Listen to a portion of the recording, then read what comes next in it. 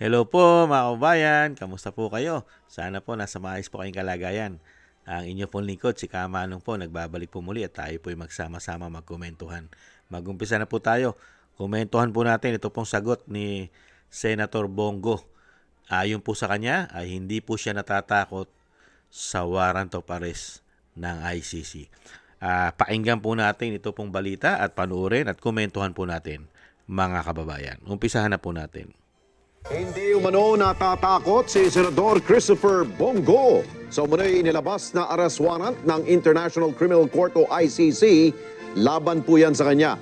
Malinis umano ang kanyang konsensya dahil wala siyang nilabag na batas sa kanyang trabaho noon sa ilalim ng administrasyon ni dating Pangulong Rodrigo Duterte. Mar Gabriel sa balita. Hindi po ako natatakot dahil ako po'y naniniwala na ginagamparan ko lang po ang aking trabaho. At umaasa po kayo sa aking patuloy na pagsiservisyo po sa inyo. At hindi ko sasayangin yung tiwalang binigay po ng 27 million sa akin sa bayang ito. Yan ang matapang na pahayag ni Senator Christopher Bongo sa harap ng impormasyon na naglabas na ng warrant of arrest ang International Criminal Court o ICC laban sa kanya at sa dalawa pang dating opisyal ng PNP. Sinabi yan ng senador sa pagbisita niya at pamamahagi ng tulong sa mga pamilyang naapektuhan ng sunog sa barangay Bagong Silang sa North Caloocan.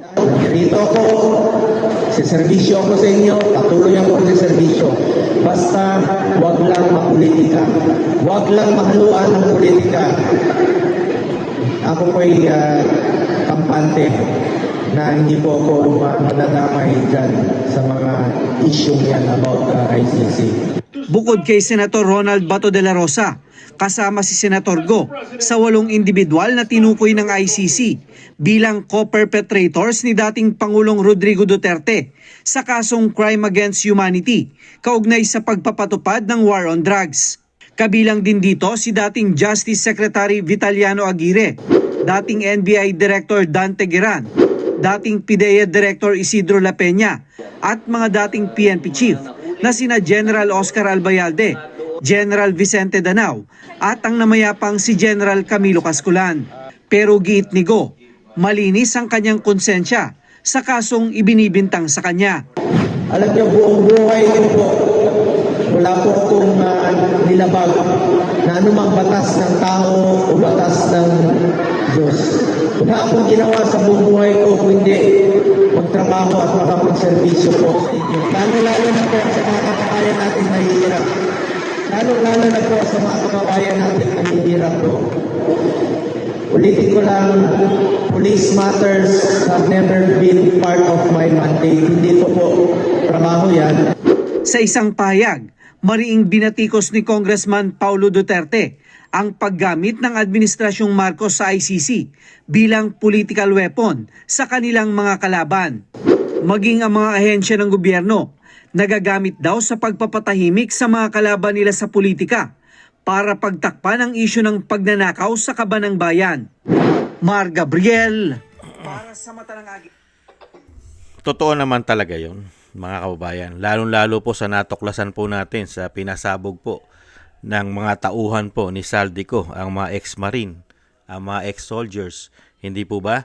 Pinatotohanan po nila na ang ICC po ay nagamit po sa politika. Ginamit po sa politika ang ICC. Ginamitan po ng isang damukal na pera para po pabagsakin ang kanilang mga kalaban sa politika. Pera ng taong bayan ang ginamit. Hindi po ba? At dito naman po sa issue ni Senator Go ay mariin po niyang sinabi at pinatotohanan na siya po ay hindi natatakot sa ICC. Dahil unang-una ay wala naman po siyang dapat ikatakot at siya po ay pilit lang isinasangkot dahil sa politika. Ginagawa pong panakot sa politika at syempre po ginagamit po para po pabagsakin ang mga kaalyado ng mga Duterte dahil napipintong pa ang impeachment ng Vice President. Iniisa-isa na po nila yan. Hindi po ba? At expected na po natin yan. At ingat-ingat din kayo, Senator Go. Bongo, ingat po kayo kasi traitor po ang pamahalaan ngayon. Traitor po ang pamahalaan ni Lupin, di umano. At traitor po ngayon ang mga ahensya ng gobyerno. Napakahirap na po. Mga sanay na sanay pong magsinungaling sila, di umano. Pero alam naman po natin na may katapusan din po ang mga hayop na yan. Hindi naman po magtatagal yan.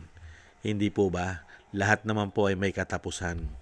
At ito pong mga tao na ito, sa mga pinaggagawa po nila sa taong bayan, lalo-lalo po ang ginawang trabaho po sa atin. Lustayin, ubusin, ibulsa ang pera ng taong bayan, isinama pa ang dayuhan na magkapera sa ating buwis. Lahat po yan ay may karma. May karma po yan sa tamang panahon. At yung ginawa pong panunungkulan ni Lupin, mga kababayan, darating po ang panahon, may kabayaran din po yan. Hindi po ba? Lahat po ay may kabayaran. Kung yung ginawa nila kay dating Pangulong Duterte, pinulitika nila, pinahirapan nila, nakita nyo po, ginamit ang pera ng taong bayan para lang pahirapan ang pamilya Duterte. Talagang ipinatapon sa ibang bansa, ginamit ang ICC. Hindi po ba? Sa tingin nyo, pagka sila'y wala na sa kapangyarihan, sila itong isang damukal na issue ng korupsyon na pinagagawa sa ating bayan, saan kaya pupulutin ang mga hayop na yan? Di umano, pagdating ng tamang panahon. Kaya lahat po ng ginagawa po nila ngayon ay may katapusan po yan. At syempre, ingat-ingat po. Lahat po lahat po kasi po ang matinding kalaban po diyan. Hindi lang naman po itong gobyerno ni Lupin Di umano, pati po ang makakaliwa. Dahil nakita naman po natin ang makakaliwa ay naghahari po yan doon sa ICC. Nakita naman po natin ang mga pagmumuka ng mga makakaliwang grupo. Halos sila'y namamayagpag sa ICC. Kaya hindi lang naman po ang gobyerno ni Lupin ang kalaban po dyan ng pamilya Duterte at mga kaalyado nito. Hindi po ba? Pati po ang makakaliwa at ang mga financier nito. Ang mga financier, hindi po ba? Kaya po malalim po ang sabwatan. Sabwatan po kasi, ganun po talaga. Dahil gusto po nilang pagharian ng ating bansa. Gusto po nilang hawakan ng ating bansa. Ito pong mga nagpakademonyo sa kapangyarihan at sa pera ng taong bayan. Ingat-ingat lang po, Senator Bato. Senator Bato, ingat po kayo. At Senator Go, doble ingat po kayo. Maraming salamat po sa nakagusto po natin tambayang mga kabayan. Ganun din po sa ating mga nakagusto po sa YouTube at TikTok. Thank you po sa inyo. At sa mga nagko-comment, like, share, and subscribe, maraming salamat po. At sa patuloy po nagsusubscribe, mabuhay po kayo. Thank you po sa inyo. At shoutout din po sa mga nagbibigay po ng tulong at biyaya.